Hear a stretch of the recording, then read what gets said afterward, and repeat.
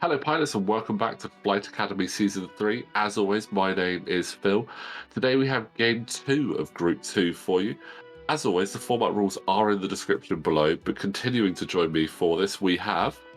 My name is Fraser, and I'm glad to be back. Thank you, Phil. No worries, Fraser. Glad to have you. Obviously, it's good to get some insights from you because this is your group that you are in, and we saw you in Game 1 of Group 2 having a little bit of a tricky time against Vader. But Indeed. And yeah, this is the game I didn't see, so this is going to be great to see. Yes. So the opponents we've got Scott on the left and we've got Rich on the right. So let's quickly run through their lists before they finish the game too quickly. So Scott is flying Jack Hawkins in the T-65 with Daredevil, Proton Torpedoes, R5D8, spare parts canister, and the servo motor S-foils, because why would you fly a T-65 without those? Exactly. And what's Rich brought to the table? And I think in contrast to a very kitted out X-Wing, we've got Sunfac with the gravitic deflector and ensnare because basic Nantech amazingness. And again, as I think we were discussing prior to starting the commentary for this, in 2.0, that's all you could give Sunfac.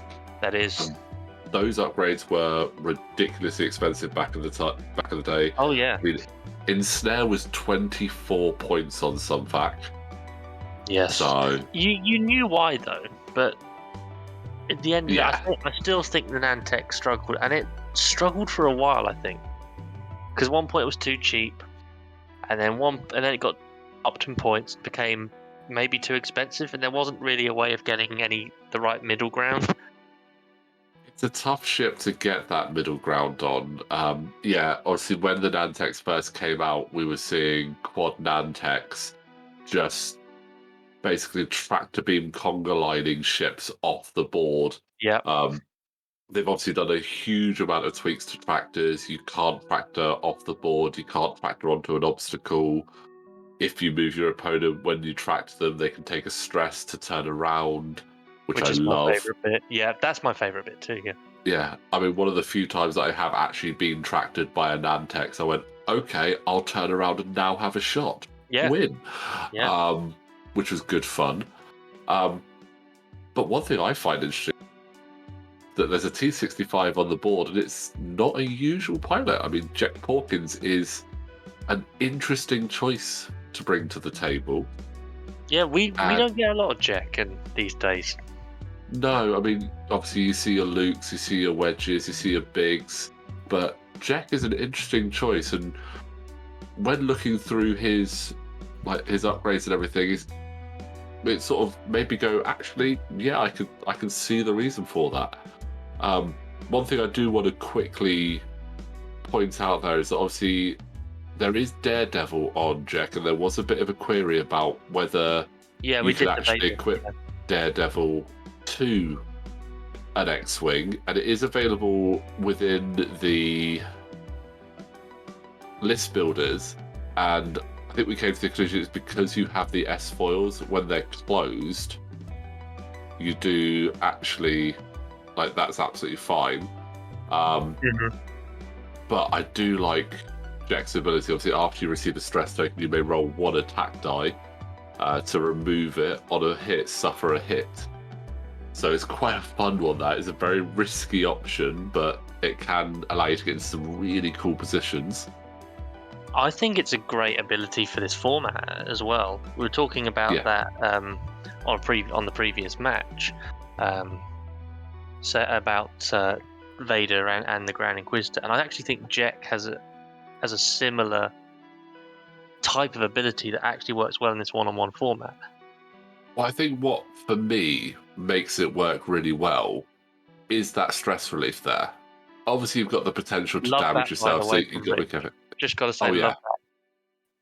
Using Sunfac's ability, or the Nantech's ability to tractor yourself across, and then more than likely going to use Sunfac's ability to pass that tractor off in a moment. Yeah. But yeah, I mean, with Jack's ability to get rid of that stress, it makes that T65 so much more unpredictable. You see it do a Talon roll, you see it do a K-turn, and you go, right, I know it needs to do a 1 or 2 next turn. And it's like, actually, I've got rid of that stress, so I could, if I wanted, just do 4 Talon rolls in a row. Yeah. I'm actually now trying to think in my head where that would end up. Now the question I have to just double check from my own head is the turret arc for the Nantech. When you do your tractor arc, you have to. You have to rotate it. Yep. And the only place you can't rotate it is to the rear. It has to be the side or the front. So that, in a way, is a little bit limiting.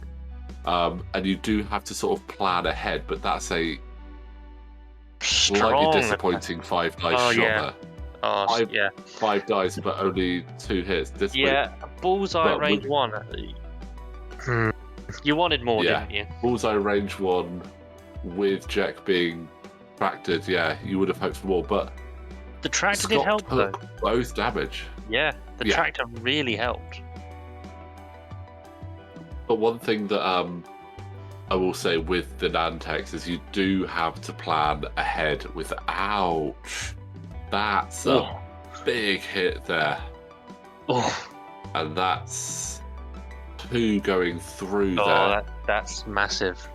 That's massive for Rich. What is that crit? And the crit is damage sensor array. Oh no. Oh, that's not what you want. Not ideal. No, that is not ideal for any ship, but for the Nantex, that's going to be that's going to be a fun one. I was just looking and thinking, you wanted one more, just one more, and that would have been okay. You could have got away with that, but that's. Yeah, so damage sensor, you cannot perform any actions except the focus action and actions from damage cards.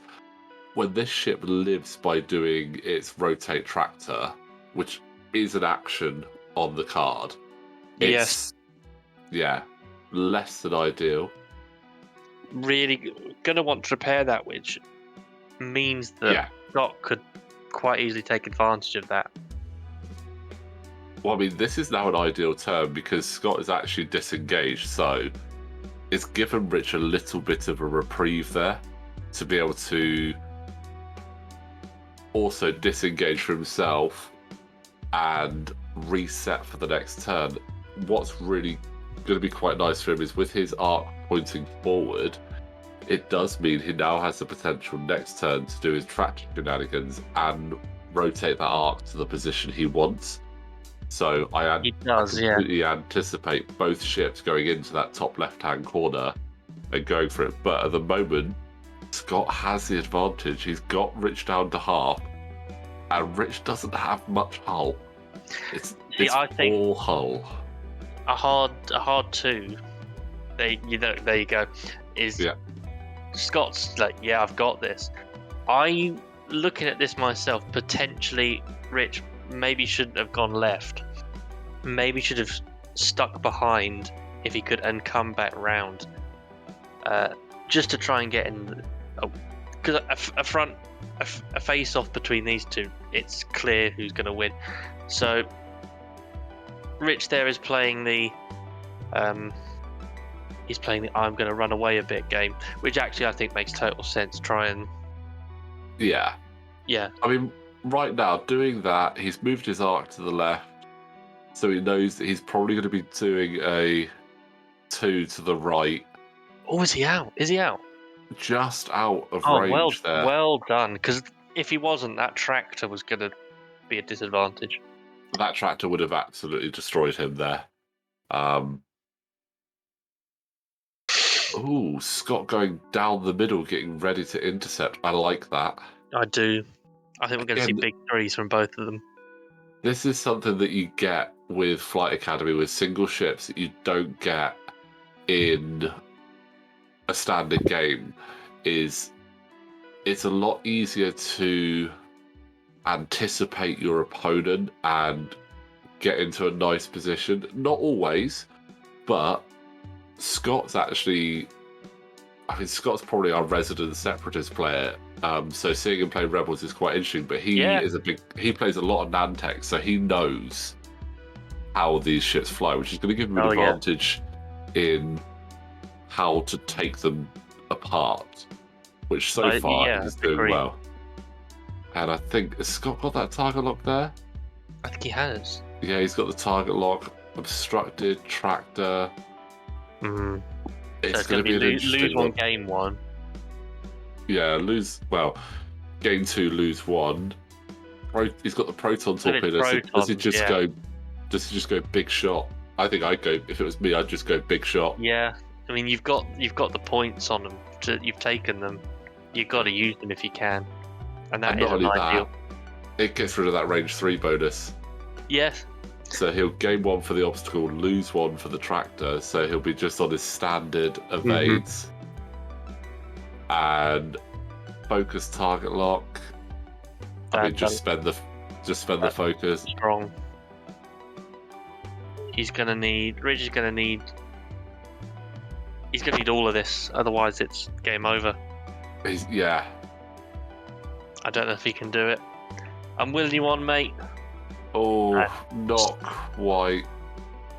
Such a shame. Two evades, but 2 go through. So that is a big win there for Scott. Really, really kept the pain on to Rich there, which is a bit of a shame. That Nantex looked like it had a really good start with that 5 dice shot at the beginning, but it didn't quite pan out. I feel Rich's pain.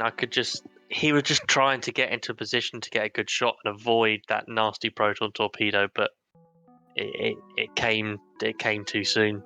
Yeah, I mean, proton torpedoes, as we know, are just nasty in general. But let's have a quick look and see what that does to the table. So all players have now played their first games. So sitting happy at the top of the table, we have Scott with 1 win, 1 kill, gaining him that bonus point with the 4. Gruff sitting in second with 3 points, and yourself and Rich still yet to score. But again, it's still early days. Things can change so quickly. I mean, we've got another 10 games to go. So we'll see how this ends up at the end of the final round for this group. And you guys watching have got a lot to look forward to, I can promise you that much. Oh, there are some brilliant games coming up, if I do say so myself. But Fraser, thank you very much once again for joining us for that one. A pleasure. And guys, again, please don't forget, if you're enjoying what we're doing here, like the video, subscribe to the channel, and we will see you next time.